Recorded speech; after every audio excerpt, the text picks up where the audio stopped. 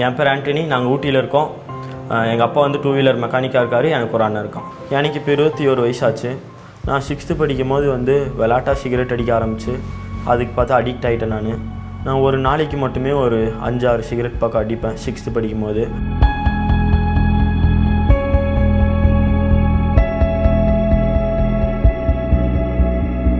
நான் இதுபடி சிகரெட்டுகளை வந்து அடிமையாக இருக்கும்போது அப்படியே நான் 7th-லேருந்து 8th போகும்போது கஞ்சா பழக்கத்தும் அடிமையானேன்.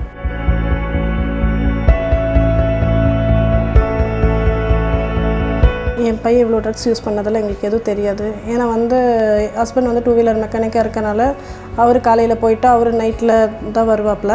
ஏன்னா வந்து ஒரு தனியார் நிறுவனத்தில் வந்து ஒரு ஹோட்டல் ஃபீல்டில் வேலை செய்கிறனால எனக்கு 12 மணிலேருந்து எனக்கு நைட்டு ஒரு 10:30 மணி வரைக்கும் ஷிஃப்ட் இருக்கும். நான் வீட்டுக்கு வரதுக்கே ஒரு 11 மணி பக்கம் ஆயிரும். 10th படிக்கும் போதுலேருந்து கஞ்சா அடிச்சு தான் ஸ்கூலுக்கு போவேன்.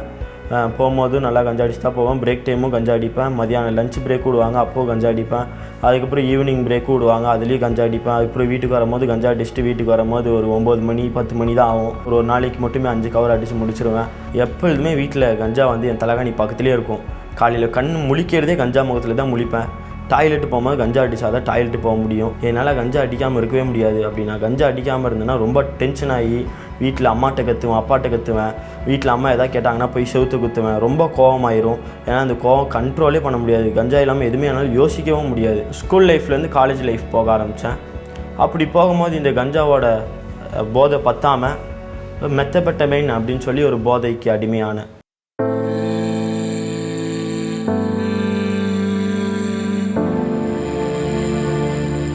அந்த போதையை யூஸ் பண்ணால் வந்து நைட்டு ஃபுல்லாக தூங்க முடியாது. தூக்கமே வராது, பகலும் தூக்கம் வராது. இது நிறையா வாங்கி யூஸ் பண்ணோம். இன்னும் பெரிய போதெல்லாம் எனக்கு வந்து ஃப்ரெண்ட்ஸ் மூலியமாக தெரிஞ்சிச்சு. அப்படி தெரியும் போது அந்த போதெல்லாம் வந்து LSD, பில்லு, பேப்பரு, மாத்திரை, அதுக்கப்புறம் இந்த மஷ்ரூம்ஸ் அப்படின்னு சொல்லி இந்த போதையில் அடிமையாக ஆரம்பித்தேன். போதை போட்டோன்னா நம்மளை வந்து மெய் மறந்த மாதிரி இருக்கும். நம்ம இந்த வாழ்க்கையை பற்றி யோசிக்கவே மாட்டோம். சாப்பிட்டோமா சாப்பிட்லையான்னு கூட அந்த யோசனை வராது.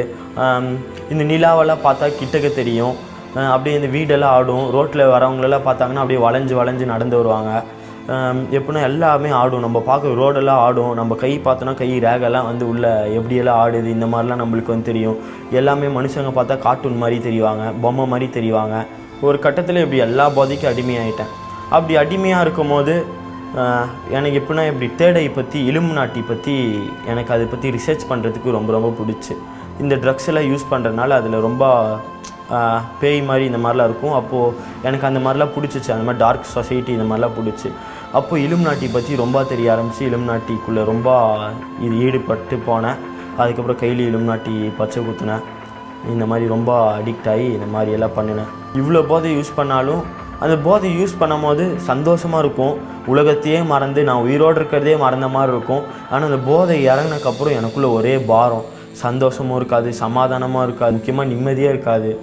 எப்போ பார்த்தாலும் எதையாவது பிடிச்சி யோசிச்சிட்டே இருப்பேன். இப்படி இருக்கும்போது 2023 வருஷம் மே மாதம் கடைசியில் 4 மாவடியில் விடுதலை முகாம் நடந்துச்சு. அங்கே போகிறதுக்காக கோயம்புத்தூர்லேருந்து 20 பேர் புக் பண்ணியிருந்தாங்க. அப்போது வந்து ஒரு டிக்கெட் கேன்சல் ஆகிடுச்சு. அந்த டைமில் தான் ஆண்டனி இங்கே வந்திருந்தாங்க. வரவே மாட்டேன்னு சொன்னாங்க. மறுபடியும் ரொம்ப ரெக்வஸ்ட்டாக கேட்டாங்க. சரி போகலாம், சரி சுற்றி பார்த்துட்டு போகலாம் அப்படின்னு சொல்லி 4 மாவடிக்கு அப்படியே பஸ் ஏறி அவங்க கூட வந்தேன்.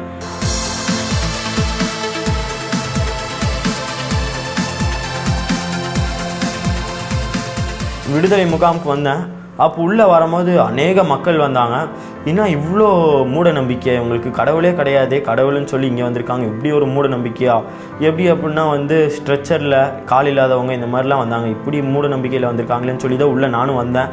ஆனால் உள்ளே வந்தோடனே முதல் நாள் எனக்கு வந்து தெரியல. 2வது நாள் வந்து மோகன் அங்கிள் வந்து மெசேஜ் எடுத்தார். அந்த மெசேஜ் எடுக்கும் போது உன்னை எகிப்துலேருந்து வரப்பண்ணின கர்த்தர் நானே அப்படின்னோடனே அந்த வார்த்தை என்னோடய இருதயத்தை வந்து தொட்டுருச்சு. அப்போது நான் எனக்கு எப்பொழுதுமே இல்லாத நிம்மதி அந்த ஒரு நாள் நான் வந்து ஃபீல் பண்ணேன். அவ்வளோ சந்தோஷம், சமாதானம். அந்த மாதிரி நான் சந்தோஷத்தை என் வாழ்க்கையிலே பார்த்ததே இல்லை. எவ்வளவோ ட்ரக்ஸ் யூஸ் பண்ணியிருக்கேன், எனக்கு அந்த மாதிரி சந்தோஷத்தை கொடுத்ததே இல்லை. ஆனால் இந்த வார்த்தை எனக்கு வந்து ஒரு சந்தோஷத்தை கொடுத்துச்சு. அதுக்கப்புறம் மோகன் அங்கிள் வந்து இந்த போதையில் அடிமையாக இருக்கவங்களுக்கெல்லாம் ஜபம் பண்ணுறேன் அப்படின்னு வந்து மோகன் அங்கிள் வந்து சொன்னார். அப்போ அந்த இருக்கிற இடத்துலையே ஏசப்பாட்ட நான் வந்து வேண்டினேன். ஏசப்பா, என் பாவத்தெல்லாம் மன்னிங்க ஏசப்பா, எனக்கு ஒரு நல்ல ஒரு வாழ்க்கையை கொடுங்க, எனக்கு ஒரு புது வாழ்க்கையை கொடுங்க ஏசப்பா, நான் இன்னையோடு நான் எந்த போதையும் நான் பண்ண மாட்டேன், என் வாழ்க்கையை முழுசாக உங்களுக்காக கொடுக்குறேன் அப்படின்னு சொல்லி ஏசப்பாட்ட ஒப்பு கொடுத்தேன். 2வது நாள் மீட்டிங் முடிஞ்சு ரூமுக்கு போகும்போது எனக்கு எந்த யோசனையுமே இல்லை.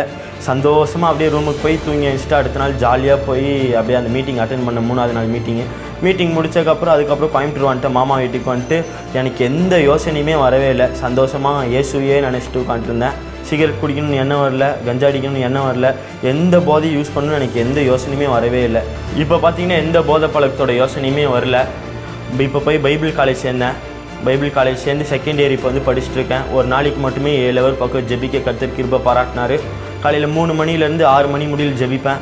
அதுக்கப்புறம் ஃபுல்லாக எங்களுக்கு கொடுக்குற அந்த ஷெடியூல்லாம் முடிச்சுட்டு அப்படியே ஜெபம் பண்ணுவேன். இப்போது என் வாழ்க்கை நல்லா அருமையாக வச்சுருக்கார் கர்த்தர்.